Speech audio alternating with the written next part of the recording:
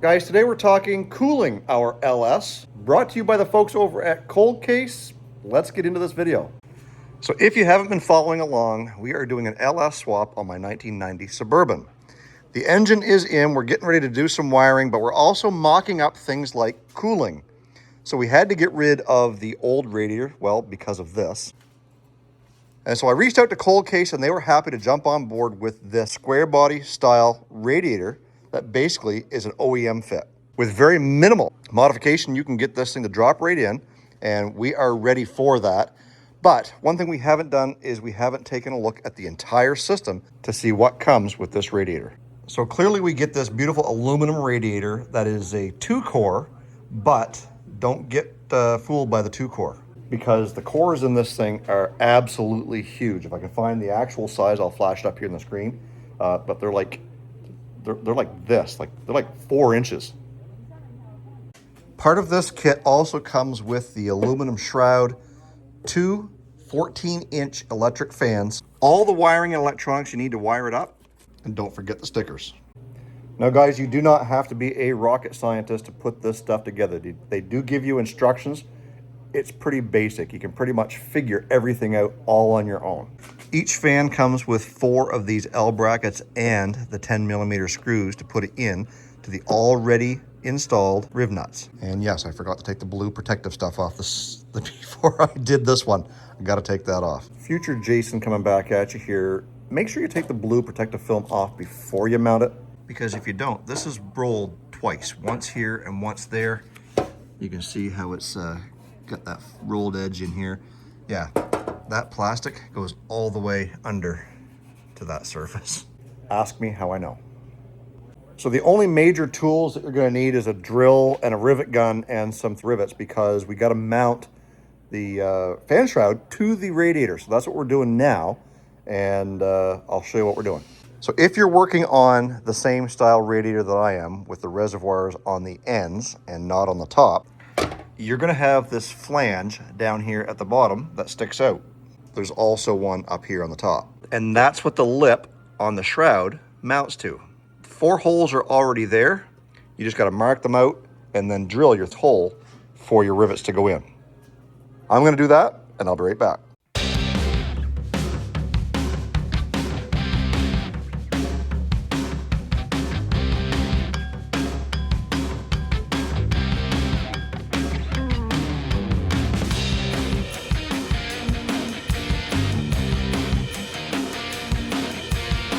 All right, so we got that riveted into place, drilled the holes out, got it put into place. This is now securely mounted to the radiator.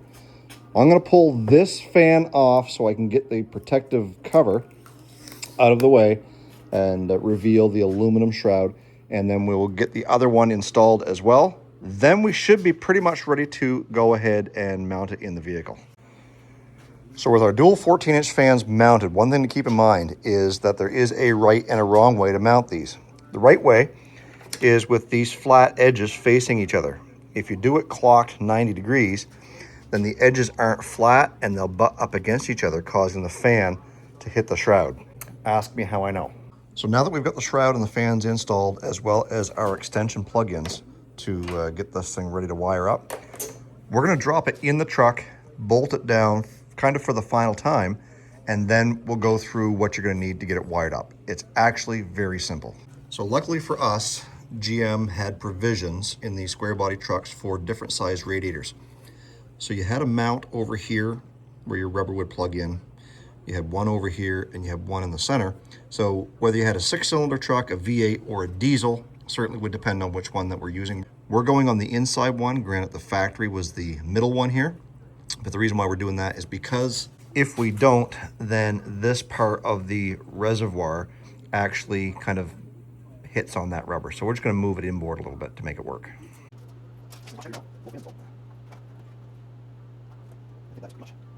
And now we can take our factory brackets unmodified. The only thing we had to do was the 2 holes were generally mounted here, and I moved one of them over the width of the spacing with a rib nut, again for the same reason, so that it wouldn't give us any problem there.